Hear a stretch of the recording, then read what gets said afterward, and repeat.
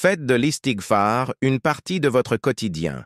Jeunes et vieux musulmans, hommes et femmes musulmans, à une époque où le péché est omniprésent et envahissant.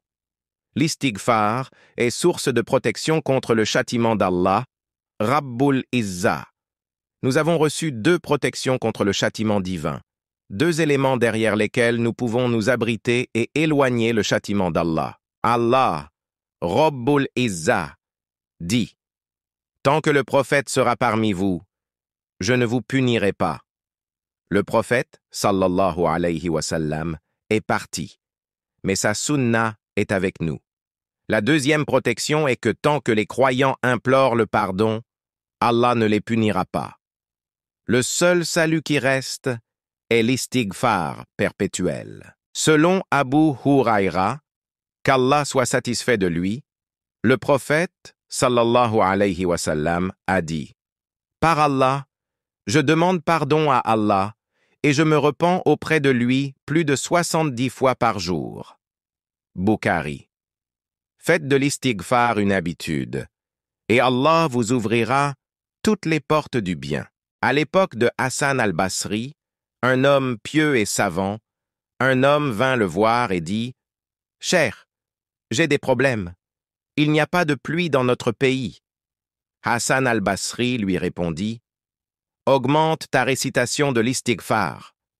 Un autre homme vint et dit: Cher, la pauvreté nous a frappés.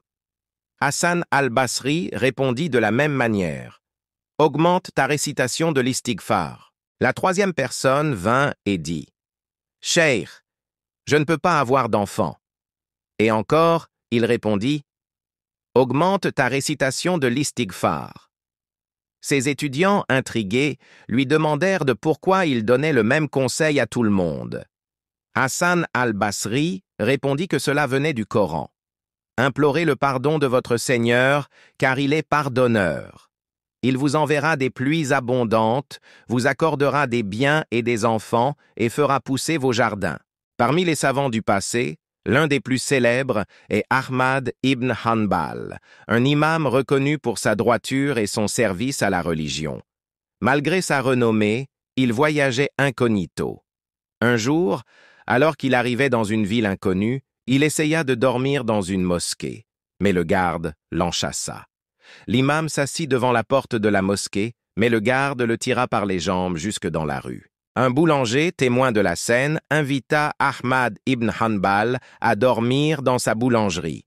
Pendant la nuit, l'imam observa le boulanger répéter constamment « Astaghfirullah ».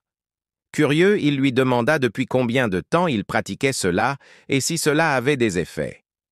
Le boulanger répondit que toutes ses invocations avaient été exaucées, sauf une: voir l'imam Ahmad ibn Hanbal.